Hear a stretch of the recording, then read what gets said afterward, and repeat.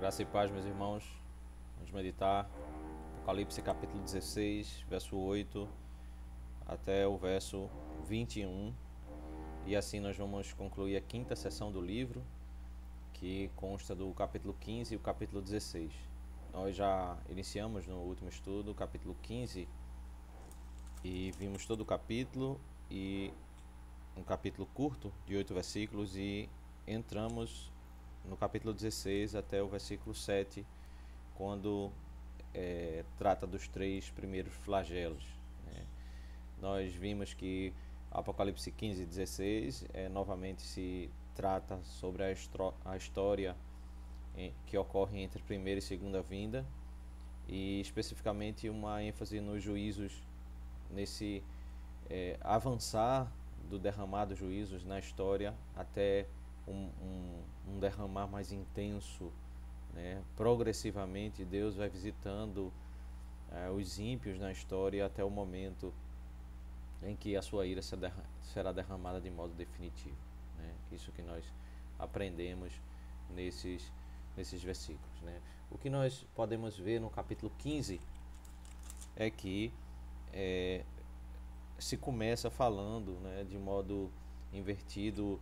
O capítulo 15 como um todo se dá uma visão geral dos flagelos, e o capítulo 16 se detalha flagelo por flagelo, né, os 7 flagelos. Nós vimos que nos 4 primeiros versículos do capítulo 15 nós temos como que o que ocorre como conclusão do derramado dos flagelos, né? Isso porque esses flagelos eles estão dialogando com as pragas do Egito, com um agir muito mais intenso do que aconteceu, né, ali no que precede o Êxodo, de modo que aqueles eventos eles eram proféticos. Eles estavam agindo, estavam anunciando que Deus iria fazer mais adiante. Novamente Deus iria derramar pragas, né, antes que o povo do Senhor fosse liberto dos seus opressores, né. Aquele episódio, aqueles eventos, né, o evento das pragas, o evento da libertação e o evento do povo entrar na terra de Canaã, ele tipifica, ele representa o que é a caminhada do povo de Deus até entrar na Nova Jerusalém, né, até entrar na presença de Deus. E o que ocorre do verso 1 ao 4, no capítulo 15, é aquilo que ocorreu semelhante a Êxodo do capítulo 15, depois que o mar destruiu os inimigos do Senhor. O povo de Deus canta ao Senhor a libertação, canta a glória de Deus, e é exatamente isso que vai acontecer após o derramar final da praga de Deus, quando não houver mais perigo sobre o povo do Senhor. O povo do Senhor vai cantar a libertação, livre de todas as ameaças, de todos os problemas. Por isso o verso 1 ao 4 é o resultado das pragas. E aí, depois, a partir do verso 5, né, nós temos um contexto que precede, né, começa a narrativa agora descrevendo, a partir do verso 5, até chegar a esse contexto final do cântico da libertação.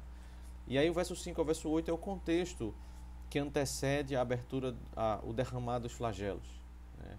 Nós vemos informações ali, do verso 5 ao verso 8, né, anjos saindo, 7 anjos saem do santuário vestidos de linho puro, né, como os sumos sacerdotes, com as taças cheias da ira de Deus, né, e a fumaça da glória de Deus, do seu poder, enche o santuário e ninguém pode entrar, porque agora vai se derramar dos flagelos, a ira de Deus sobre a humanidade. Nós já vimos, verso 1 a verso 7, o derramado dos 7 flagelos, né, o verso 1, a voz do anjo, né, o chamado para que uma voz forte aos anjos para que eles derramem as 7 taças da ira de Deus, né. O primeiro flagelo nós vimos termos muito semelhantes com as pragas do Egito, né, um derramar de úlceras no versículo 2, né. O segundo flagelo nós temos o juízo sobre o mar, né, também semelhante à descrição daquilo que nós já vimos no Apocalipse, né, os juízos de Deus, né, as taças, né, as trombetas, as taças. Esses textos eles dialogam, trazem perspectivas diferentes sobre o mesmo período de tempo na história, né, ênfases particulares, mas por isso nós vemos como uma recapitulação, né, termos semelhantes, porque eles estão tratando sobre o agir de Deus na história, culminando para um juízo final, né? Deus ele intervém no mar, e aí todo o juízo que ocorre no mar, né, navios que são naufragados, né, todas as tempestades, todo tsunami, toda a intervenção divina no mar um juízo de Deus que faz parte desse flagelo do versículo 3 do segundo flagelo. Terceiro flagelo, verso 4, sobre rios e fontes de águas, também muito semelhante à linguagem do Êxodo, porque transformam em sangue, para descrever como aquilo que é fonte de vida vai se tornar um problema. Deus vai usar, né, rios e fontes para causar problemas para a humanidade, vai derramar o seu juízo, e aquilo que é bênção vai se tornar, né, um problema para a humanidade por causa da intervenção do Senhor, né? No verso 5 ao 7 nós temos proclamações associadas ao terceiro flagelo, quando o anjo ele reconhece a glória de Deus, ele vê o derramar da ira de Deus na história, né, e ele reconhece a sua glória, que Deus é justo, que Deus é santo, e ele vê justiça nisso, porque ele entende que o derramar de Deus na história da sua ira é uma consequência justa, uma retribuição justa, porque santos e profetas foram assassinados, né? Então essa é a perspectiva celestial ao contemplar os juízos de Deus na história, né? Novamente uma voz do altar, no versículo 7 diz que o Senhor é o Todo-Poderoso e verdadeiros e justos são os teus juízos. Então essa é a ênfase que os céus proclamam quando Deus derrama os seus juízos na história. Quando existem pandemias, quando existem tsunamis, quando existe qualquer intervenção de Deus na história, os céus proclamam que Deus é santo, que Deus é justo, porque Ele está retribuindo o que os homens fazem com a igreja, com o povo de Deus, que proclama a verdade de Deus, e especialmente aqueles que matam os servos de Deus, aqueles que perseguem a palavra de Deus, eles bebem o cálice da ira de Deus numa justa retribuição, né? Não existe queixa nos céus pelo derramar da ira de Deus, pelo contrário, existem palavras de adoração, de exaltação por reconhecer, né? Veja como esse tema da ira está associado ao entendimento da santidade de Deus e da sua justiça, do cuidado de Deus para com a sua igreja, em retribuir em juízo aos ímpios, aqueles que perseguem e mataram tantos santos e profetas ao longo da história. Mas aí nós chegamos ao quarto flagelo, a partir do verso 8, temos verso 8 e verso 9. O texto da palavra de Deus nos diz: o quarto anjo derramou a sua taça sobre o sol, e lhe foi dado a queimar a humanidade com fogo. As pessoas se queimaram com um intenso calor e blasfemaram contra o nome de Deus, que tem autoridade sobre estes flagelos, porém não se arrependeram para darem glória a Deus, né? As pessoas, é difícil nós entendermos especificamente. Esse é um grande cuidado que nós precisamos ter no livro de Apocalipse, é que a mensagem geral é que Deus vai fazer intervenções, juízos sobre o mar, juízos sobre os rios, e juízos aqui usando o sol, né? Há uma linguagem do queimar a humanidade, há uma linguagem dos rios se transformando em sangue. Nós não é que devamos entender isso literalmente, porque a alusão do rio se transformar em sangue é uma alusão lá às pragas do Egito, de que aquele acontecimento de que Deus trouxe juízo e trouxe problemas, né, aquilo que era fonte de vida para aquele povo, né? E aqui igualmente nós temos que entender que a mensagem central é que haverá um juízo por meio do sol. Deus vai usar aquilo que foi dado pelo Senhor na criação para abençoar os homens, agora vai ser usado contra os homens. Como isso vai se cumprir exatamente, nós não podemos entender ou mensurar, mas haverá um juízo da parte do Senhor, e isso é de fato a mensagem que importa. E a reação dos homens diante dessa intervenção do Senhor é de blasfêmia contra o nome de Deus, que tem autoridade sobre esses flagelos, né? Então, à luz do que nós podemos observar lá em Êxodo, nas pragas do Egito, em que as pragas do Senhor eram derramadas e tanto o faraó como o povo, eles tinham a característica de negar que isso era uma intervenção de Deus, né? É a grande batalha entre Moisés e os feiticeiros e os magos do Egito, e eles negavam que aqueles sinais, aqueles prodígios vinham da parte do Senhor. Nós podemos entender que a blasfêmia aqui que eles estão fazendo contra o nome de Deus é negando que esses acontecimentos eles procedem do Senhor, que o Senhor que os cristãos proclamam é o Senhor que tem autoridade sobre esses flagelos e os flagelos estão sendo derramados na história para que os homens se arrependam, mas eles negam isso. Eles blasfemam o nome de Deus, negando a soberania de Deus sobre esses sinais. Eles atribuem isso ao acaso, eles atribuem isso a qualquer causa secundária ou qualquer evento circunstancial em que eles associem ao derramar desses episódios na história, mas eles não reconhecem o Senhor Deus, a sua soberania, e não reconhecem que Ele tem autoridade. Eles blasfemam o nome de Deus, que tem autoridade sobre esses flagelos. Por esse ter sido o problema lá em Êxodo, nós podemos entender que exatamente Apocalipse está recapitulando aquilo que aconteceu em Êxodo e está dizendo que aquele evento, o modo como os ímpios reagiram no Egito, negando a autoridade de Deus, negando a soberania de Deus, eles vão dando as explicações, eles vão buscando repetir esses eventos por meio das suas próprias práticas.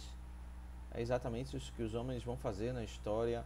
Eles vão negar a autoridade de Deus, eles vão blasfemar o nome de Deus ao negar a soberania de Deus, ao negar que o aviso de Deus de que eles devam se arrepender, e eles continuam nas suas práticas, nas suas idolatrias.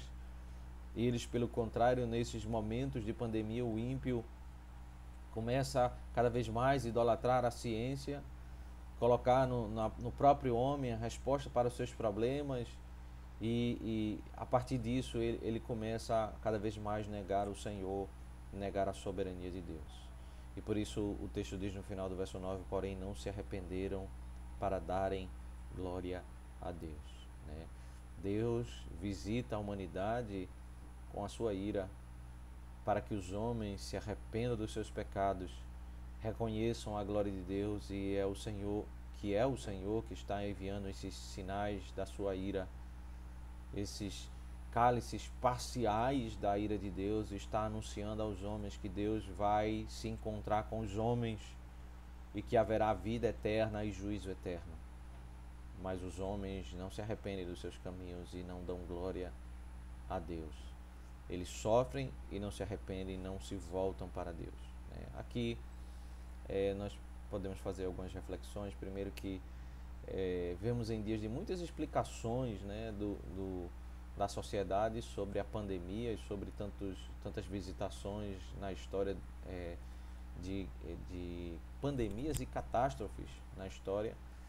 E os homens têm muitas explicações, mas aquele que não crê em Deus, ele não reconhece que isso é uma intervenção de Deus na história. E também nós podemos concluir a partir desse texto que aquele ditado popular, que geralmente as pessoas dizem que o sofrimento faz com que a pessoa se aproxime de Deus, ele não é necessariamente uma verdade.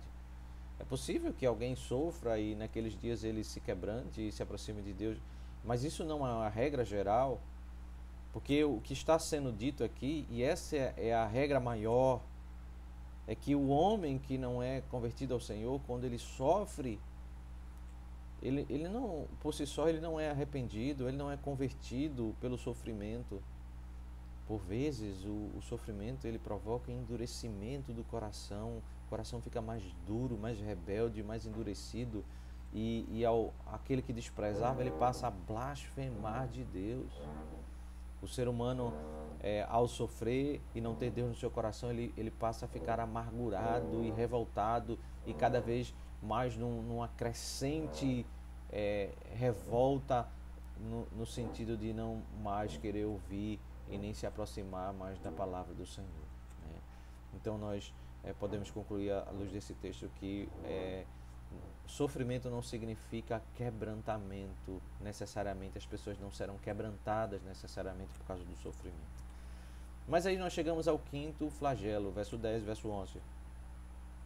O quinto anjo derramou a sua taça sobre o trono da besta, o reino da besta ficou em trevas, e as pessoas mordiam a língua por causa da dor que sentiam e blasfemavam contra o Deus do céu por causa das angústias e das úlceras que sofriam, porém não se arrependeram das suas obras, né? O quinto flagelo é a intervenção de Deus sobre o trono da besta, né? O trono da besta são aqueles reinos que foram usados de modo singulares na história, né? O reino da Síria, primeiro o reino do Egito, o reino da Síria, o reino da Babilônia, Medo-Persa, grego, Roma. Todos esses reinos eles foram marcantes no sentido de perseguir a igreja do Senhor, né? O livro do Apocalipse vai destacar sobre 6 reinos na história e um que ainda está por vir, que são reinos do anticristo, reinos do maligno, que são usados para promover causas contrárias à palavra de Deus, e que de modo particular eles são usados profundamente pelo Satanás, e por isso eles são chamados de trono de Satanás, trono da besta.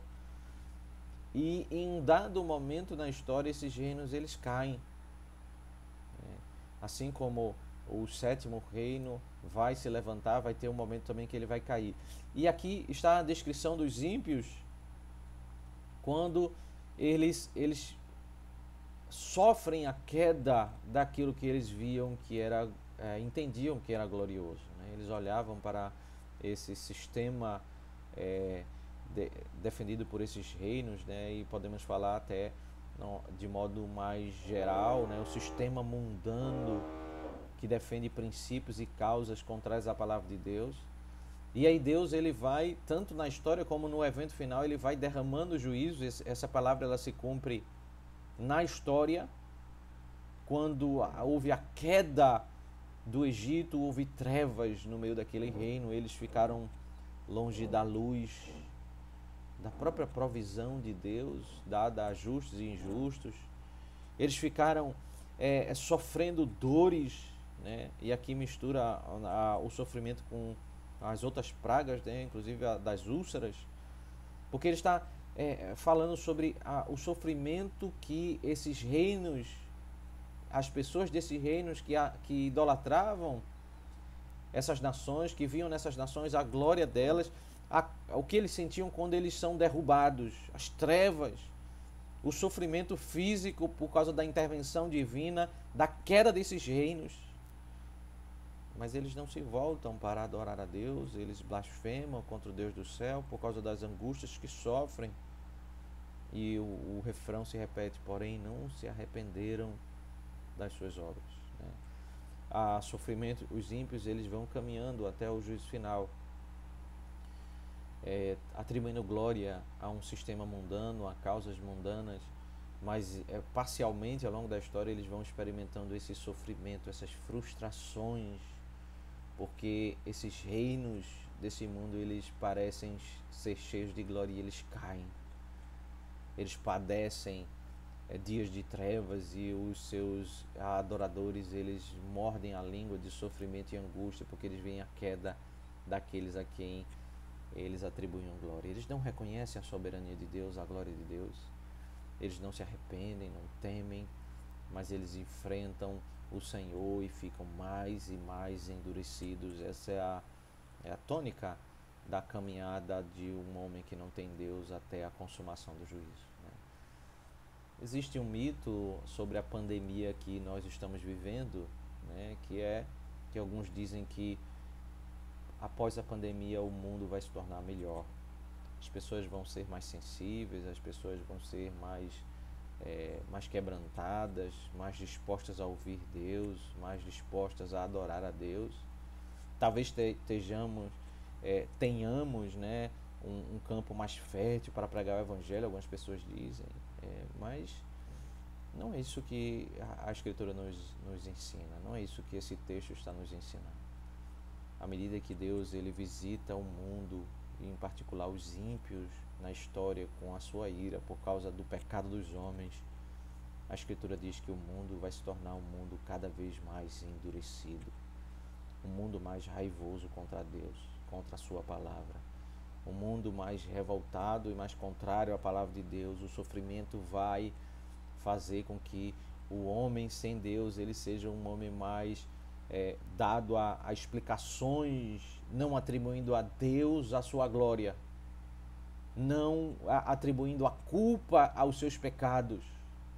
Perceba as explicações dos homens diante dessas visitações de juízo.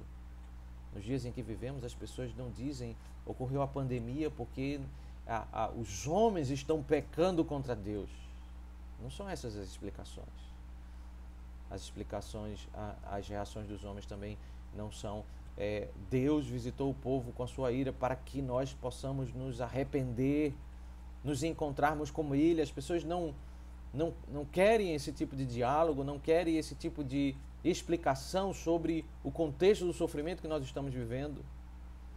Muitas são as palavras, muitas são as soluções, mas as pessoas tiram Deus dessa equação. Essa é a realidade, é isso que nós podemos esperar à luz das Escrituras. Nós teremos um mundo mais endurecido. Nós teremos um mundo mais distante da verdade de Deus, com um coração mais revoltoso diante da sua palavra, porque à medida que Deus visita o ímpio com a sua ira, o seu coração ele fica mais e mais endurecido. E aí nós chegamos no sexto flagelo, verso 12 ao verso 16. O sexto anjo derramou a sua taça sobre o grande rio Eufrates.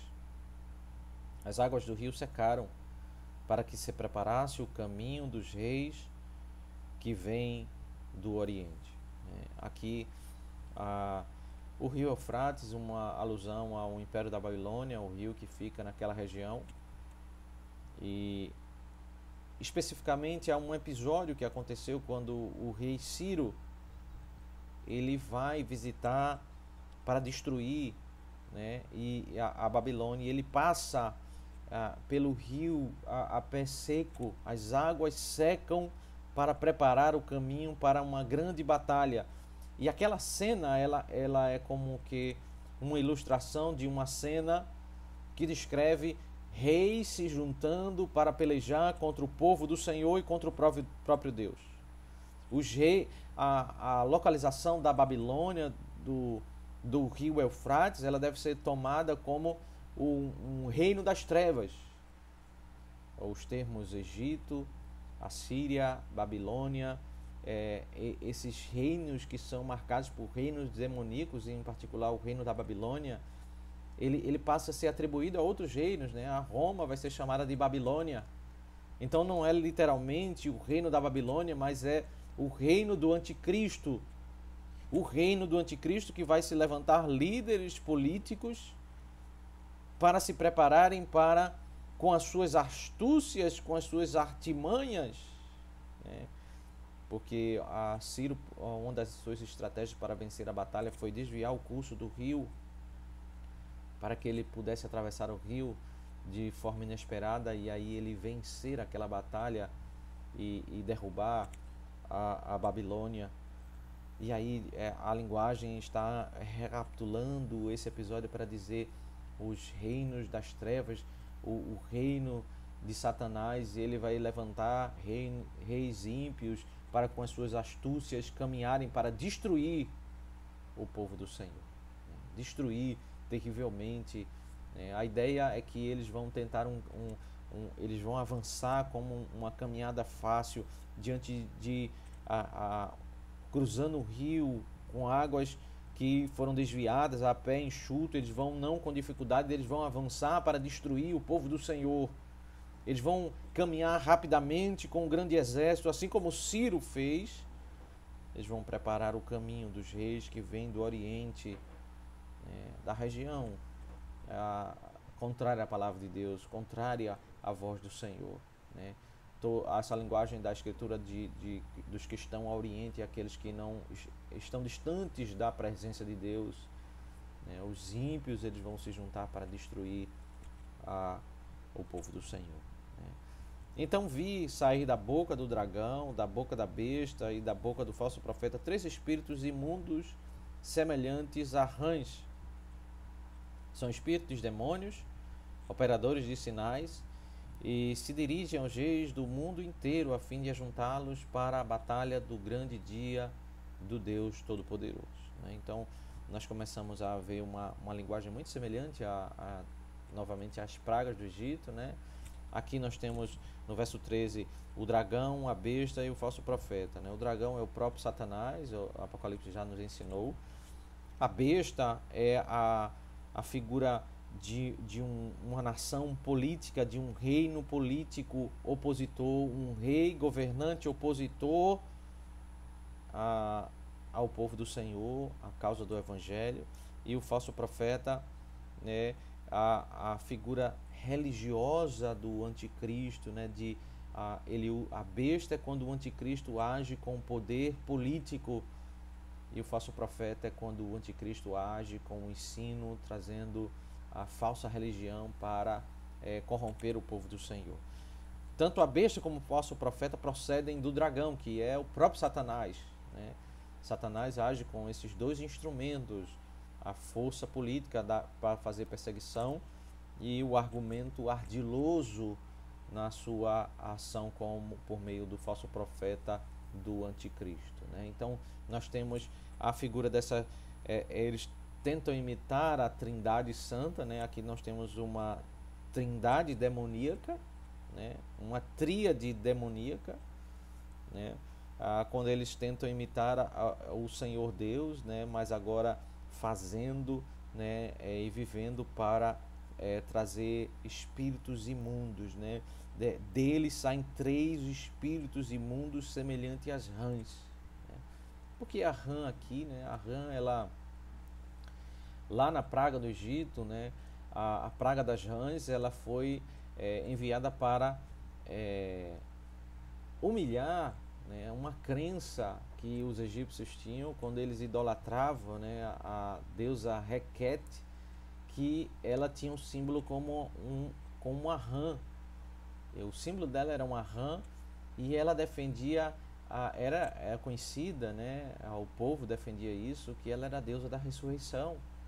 Então, na crença pagã deles, eles acreditavam numa ressurreição por meio dessa deusa, por meio das feitiçarias deles, das ideologias dele, e ali era uma rã, mas essa crença ela não vinha do Senhor, era uma crença falsa, e Deus envia as rãs ali para humilhar, para derrubar aquelas crenças, aqueles reis, para dizer que aquela esperança, aquela expectativa deles era falsa.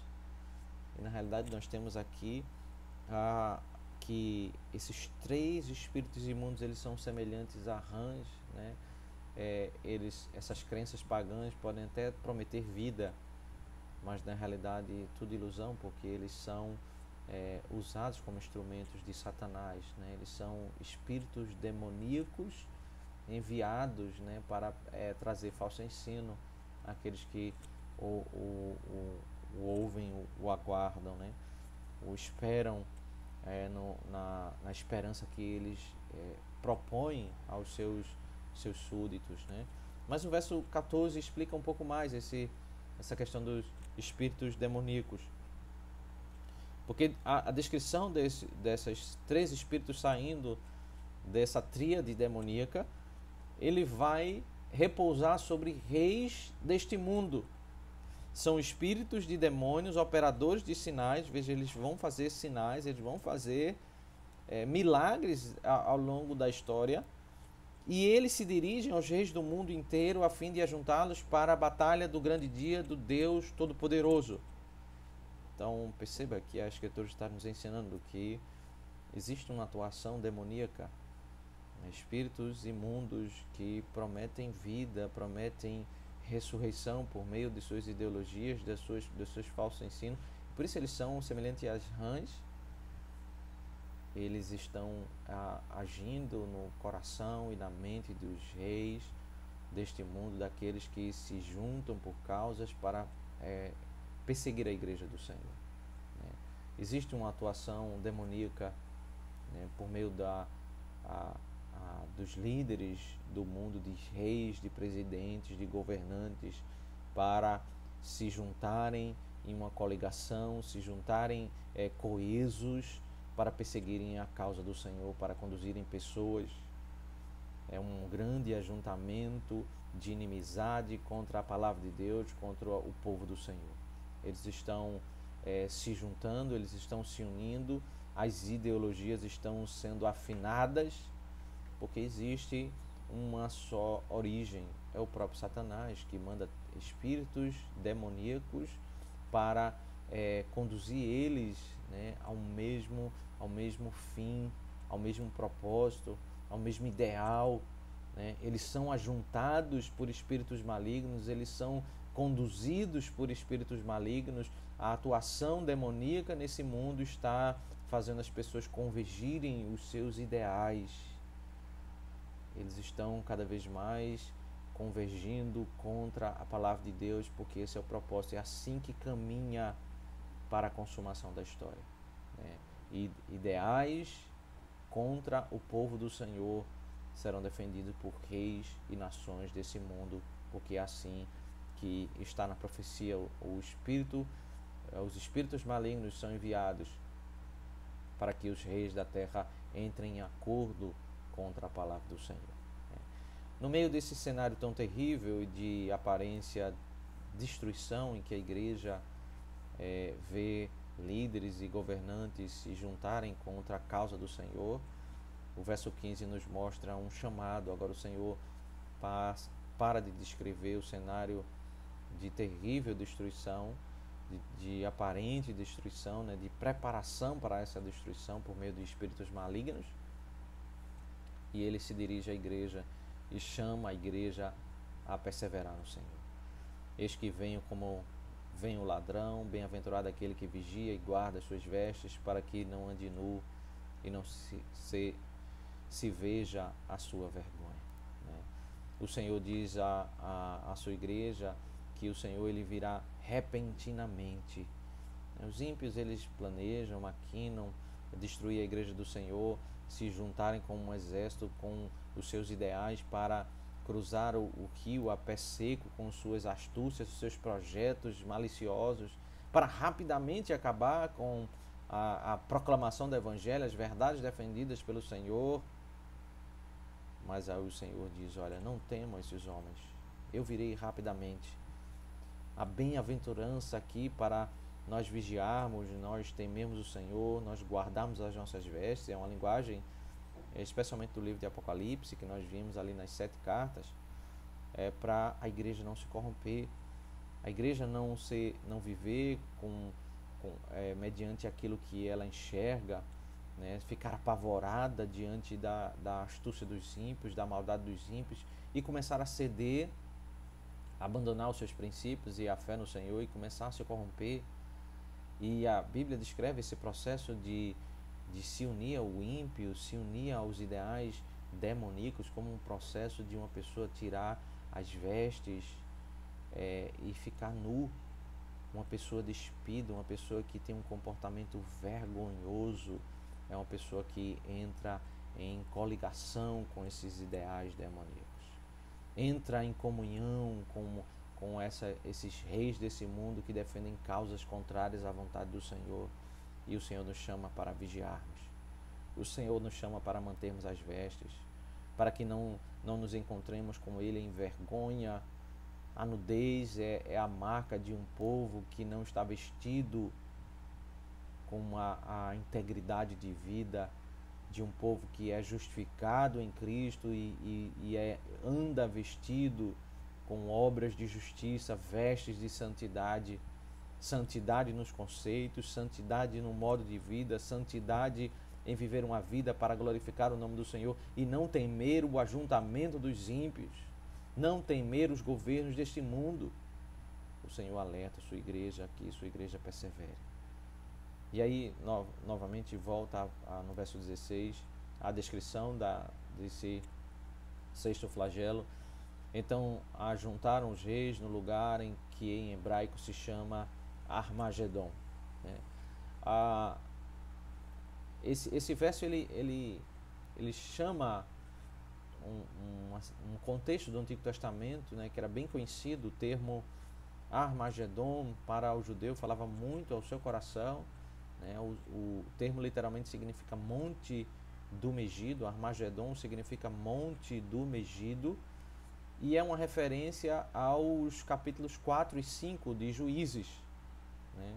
Naquele contexto, um rei ímpio, opositor, estava fazendo o povo de Deus sofrer, e ali o contexto daquele rei opressor é que o povo de Deus aparentemente seria destruído. Há uma batalha em Megido, e o cenário é que tudo indica que o povo vai ser destruído, né? Mas no final nós vemos ali naquela narrativa que o povo do Senhor recebe uma intervenção do Senhor, e Deus livra o seu povo de uma batalha que eles pareciam que iam perder terrivelmente. Então, quando o judeu ele fala sobre Armagedon, sobre Megido, ele sempre recapitula essa história. É um cenário em que parece que nós vamos ser destruídos como o povo de Deus pelos ímpios, mas no final Deus vem e destrói, né, os inimigos que se levantaram contra o Senhor. Então, essa linguagem do Armagedon significa que aquela batalha de Juízes 4 e 5, ela representa o que vai acontecer no final da história. Reis ímpios vão se levantar para sufocar o povo de Deus e tentar destruir, mas rapidamente o Senhor vem, e aquilo que parecia impossível, a derrota dos ímpios, que está em maior número, em maior poder, eles serão destruídos repentinamente pelo Senhor, né? O Armagedon é a queda dos ímpios, a queda final desses reinos, no final da história, quando eles acham que podem destruir o povo do Senhor. Por isso, Armagedon, o termo se torna um provérbio, né? No meio dos judeus, é referente a essas circunstâncias na história em que Deus ele faz intervenções para proteger o seu povo, mas especialmente para aquela última batalha, aquela batalha final, que ela é semelhante à batalha do Megido, em Juízes capítulo 4 e Juízes capítulo 5, né? E aí no sétimo flagelo nós temos a descrição da consumação da ira de Deus, né? Aqui já é o derramar final da ira de Deus. Então o sétimo anjo derramou a sua taça pelo ar, e uma voz forte saiu do santuário do lado do trono dizendo: está feito, ou está consumado, né? São duas vezes na escritura que esse termo é dito, está consumado, e esses dois eventos distintos, eles têm uma conexão. Na cruz do Calvário, quando o Senhor entrega a sua vida em favor do seu povo, ali é bradado, né? É dito: está consumado, né? Ali se consumou, né, a ira de Deus sobre o seu Filho em favor dos seus escolhidos. A justiça de Deus é derramada para que a graça fosse derramada ao seu povo. A justiça agora ela é derramada favoravelmente, né? Os benefícios da morte de Cristo agora são derramados sobre o povo do Senhor, e nós somos perdoados pelos nossos pecados. Mas só existem dois caminhos: ou nós estamos debaixo daquele primeiro está consumado, que é a obra de Cristo, e ali nós temos o perdão dos nossos pecados, ou nós estaremos debaixo do segundo está consumado, quando a ira de Deus vai se derramar sobre a vida todo aquele que não tem Cristo em seu coração, daquele que não confia em Cristo como Redentor da sua alma. Aqui é o está consumado sobre a visitação da ira sobre todos aqueles que não tiveram seus pecados perdoados. É a consumação do juízo, a consumação do derramar da ira, porque Deus é santo e Ele visita os ímpios com a sua ira. O verso 18 diz: e sobrevieram relâmpagos, vozes e trovões, e ocorreram grande terremoto, como nunca houve igual desde que há gente sobre a terra. Tal foi o terremoto, forte e grande. Sinais muito semelhantes ao que aconteceu na cruz do Calvário, né? A intervenção de Deus mostrando a singularidade daquele evento. E a grande cidade se dividiu em 3 partes, e caíram as cidades e as nações, e Deus se lembrou da grande Babilônia para dar-lhe o cálice do vinho do furor da sua ira, né? O termo Babilônia passa a ser um termo referente ao reino dos ímpios. Aquele reino do passado que já caiu, que já foi destruído, ele é um tipo do reino opositor, de um reino que tem ódio contra o povo do Senhor. E Deus, a Babilônia é o reino dos ímpios, e Deus nesse momento ele vai derramar a sua ira, o cálice do vinho do furor da sua ira. A sua ira vai ser derramada sobre o reino dos ímpios. Todas as ilhas fugiram e os montes não foram achados. Também desabou do céu sobre as pessoas uma grande chuva de granizo, com pedras que pesavam mais de 30 quilos. E por causa do flagelo da chuva de pedras, as pessoas blasfemaram contra Deus, porque esse flagelo de granizo era terrível. É uma visitação final, e na medida em que eles estão padecendo essa visitação final, eles ainda estão blasfemando. Não há conversão, não há conversão por meio do sofrimento. A conversão se dá por meio da pregação do Evangelho, pregação da palavra. Os ímpios são endurecidos, e eles são, até nesse momento final da visitação de ira, eles estão endurecidos e contrários à vontade de Deus. Novamente nós temos a referência à praga do Egito, né, a chuva de pedras, quando ali o Senhor visitou com ira, né, para destruir os ímpios, para destruir os opositores, né? Mas aqui é a consumação, é a ira final, o último flagelo, a visitação final, né? E o que cronologicamente o que se segue aqui é exatamente o verso 1 ao verso 4 do início do capítulo. É o povo de Deus cantando, né, a destruição dos ímpios, e podendo ter o privilégio de usufruir do Senhor por toda a eternidade, né? O que nós podemos concluir, meus irmãos, dessa sessão, desse capítulo que nós examinamos, é que os juízos de Deus na história, eles proclamam algumas verdades, né? Primeiro, o que nós podemos aprender é que os juízos de Deus na história proclamam que Deus está irado com o mundo, né? Deus está irado com os conceitos do mundo, com as práticas dos homens, ainda que os homens promovam leis para autenticar, né, casamentos imorais, né, modos de vida imorais, né, e haja uma legislação e haja uma liberdade para eles praticarem e terem um caminho que para eles pareça justo, pareça correto, pareça autorizado pelo mundo, por uma visão mais correta das coisas, segundo as suas próprias perspectivas. O fato que a Escritura diz é que Deus está irado com isso, né? Deus diz que o mundo é dirigido por espíritos malignos, né? Espíritos malignos que são semelhantes a rãs, porque eles prometem vida. O que está por trás dos governantes, dessas leis absurdas que concordam com tudo aquilo que é contrário à vontade de Deus, são espíritos malignos, né? Espíritos malignos que fazem a mesma coisa que eles fizeram no Éden. Eles continuam prometendo sabedoria, eles prometem que seguir os seus próprios caminhos ideais, o povo pode ter felicidade e paz, mas Deus anuncia que isso é uma mentira.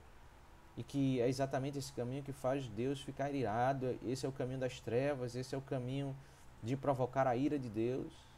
Deus está irado com o pecado da humanidade. Deus é santíssimo e ele intervém na história, e as visitações da ira de Deus testificam isso. Deus está irado com o comportamento do mundo, com os conceitos do mundo, com aquilo que o mundo julga ser razoável, ser equilibrado, ser um comportamento piedoso. Deus está irado com isso. Essa é a primeira coisa que nós podemos entender desse texto. A segunda coisa é que os juízos de Deus na história proclamam que algo pior está por vir, né? Porque essa é a perspectiva que nós precisamos entender dos flagelos. O primeiro flagelo até o último flagelo são visitações parciais, até que no último flagelo nós temos a visitação final, o está consumado, a consumação. Então, à medida que Deus vai derramando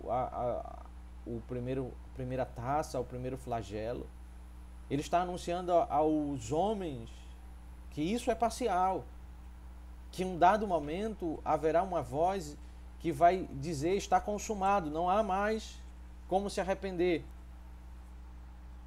As pessoas veem as intervenções de Deus na história e eles devem ouvir a voz de Deus. Haverá algo pior, haverá uma destruição final. Haverá um novo Armagedon, um novo Monte do Megido. Haverá uma visitação, uma destruição completa dos inimigos do Senhor.